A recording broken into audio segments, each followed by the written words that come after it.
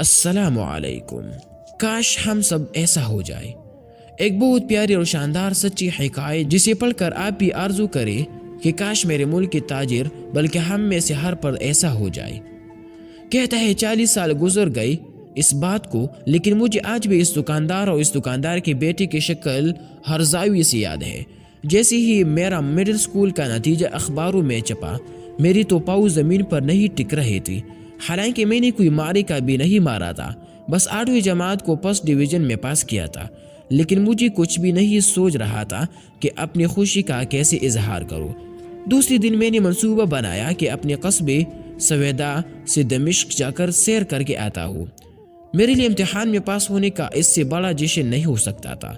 میری جیب میں 1 لیرے کا سکہ تھا اور 5 لیرے کا کلکتا نوٹ۔ میں نے سیدھا بس کے اڈے پر جا کر دم لیا۔ بس والے نے سکے والا 1 لیرہ کرایہ لے لیا، باقی کے 5 لیرے میرے جیب میں موجود تھے۔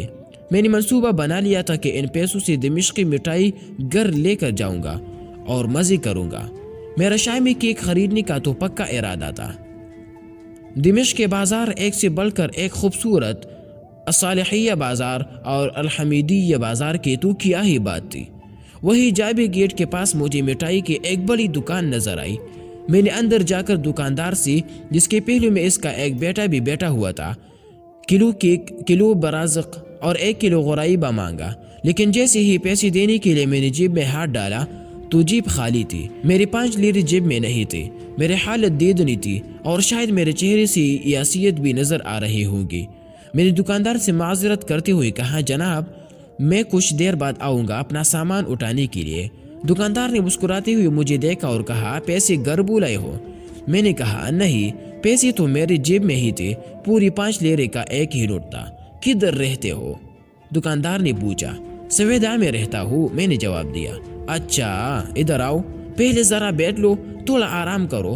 پھر اس نے چائے کا 1 کپ مجھے بھر کر پکڑاتے ہوئے کہا، میرے بیٹے کے ساتھ بیٹھ کر چائے پیو۔ اتنی دیر میں دکاندار نے جو میرا سامان تول کر رکھا تھا لفافوں میں پیک کر کے مجھے دیتے ہوئے کہا، یہ لو تمہارا سامان، جب کبھی دوبارہ دمشق آنا تو پیسے دے جانا۔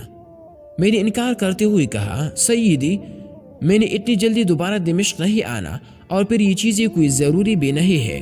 معذرت کے ساتھ میں اب یہ نہیں خریدنا چاہتا، آپ رہنے دیجئے، آپ کا شکریہ۔ دکاندار نے کہا، بیٹے تم دمشق ضرور آؤ گے اور مجھے یہ بھی پورا یقین ہے کہ تم میرے پیسے بھی ضرور واپس کرو گے۔ اور اس کے ساتھ ہی دکاندار نے اصرار کر کے مجھے سامان اٹھوا دیا۔ میں سامان لے کر شرمندہ دکاندار اور اس کے بیٹے کو سلام کر کے باہر نکلا۔ ابھی چند قدم ہی دور گیا ہوگا کہ دکاندار کا بیٹا مجھے پیچھے سے آوازیں دیتا ہوا دکھائی دیا۔ میں رک گیا۔ دکاندار کے بیٹے نے مجھے آ کر بتایا کہ ابو کو تمہارے 5 لیرے دکان میں گرے ہوئے مل گئے تھے، لگتا ہے تم نے جب جیب میں ہاتھ ڈالا ہوگا تو نیچے گر پڑے ہوں گے۔ ابو نے اپنی مٹھائیوں کے پیسے کاٹ لیے ہیں اور یہ رہے تمہارے باقی کے پیسے۔ میری خوشی دیدنی تھی۔ کہا، میں ادار کے بوجھ تلے دبا یہ سوچتا ہوا جا رہا تھا کہ چلو سامان تو ٹھیک ہے، مگر سویدا جانے کا کرایہ کس سے مانگوں گا؟ اور کہا، ابھی ادار چکتا ہو گیا تھا، کسی کے آگے ہاتھ پہ لائے بغیر کرائے کے پیسے نکل آئے تھے اور میں ہلکا پلکا ہو چکا تھا۔ میں نے دکاندار کے بیٹے کا شکریہ ادا کیا، اسے اپنے ابو کو جا کر میری طرف سے شکریہ ادا کرنے کا کہا، باقی کے پیسے جیب میں ڈالے اور اڈے کی طرف چل پڑا۔ گھر جا کر کپڑے تبدیل کرنے کے لیے میں نے جیسے ہی اپنی پرانی والی پتلون پہنی تو مجھے اپنے 5 لیرے کا نوٹ اسی کی جیب میں مل گیا۔ ابا جی کو ساری قصہ کہہ سنایا، سن کر مسکرا دیا اور کہنے لگے، پتر یہ لوگ شام کے تاجر ہیں، جدی پشتی تجارت پیشہ لوگ، ان کو انسانیت کے سارے معانی اور مطلب آتے ہیں۔ بہرحال 5 لیرہ تیرے اوپر قرض ہے، اپنی امی سے کہہ کل پرسوں تجھے میٹھی ڈوڈے بنا دے، ہماری طرف سے ہدیہ لیتے جا۔ 5 لیرہ قرض بھی اتارنا، ہماری طرف سے شکریہ ادا کرنا اور ہماری طرف سے سلام بھی کہنا۔ اگلے ہفتے میں نے امی سے میٹھی روٹیاں پکوا کر اور 5 لیرہ قرضہ چکانے کے لیے لے کر دمشق کی راہ لی۔ دکاندار نے جیسے ہی مجھے دیکھا ہنس دیا اور کہنے لگا، میں نہیں کہتا تھا کہ تو جلد ہی دمشق واپس آئے گا؟ یہ 1 کلو ہریسہ میری طرف سے واپس لیتے جانا اور سویدا کے لوگوں کو میرا سلام کہہ دینا۔ کہتا ہے، آج بھی جب میں کسی تاجر کو دیکھتا ہوں تو دل فوراً ہی نسلی تاجر اور اصلی تاجر کا موازنہ کرنا شروع کر دیتا ہے۔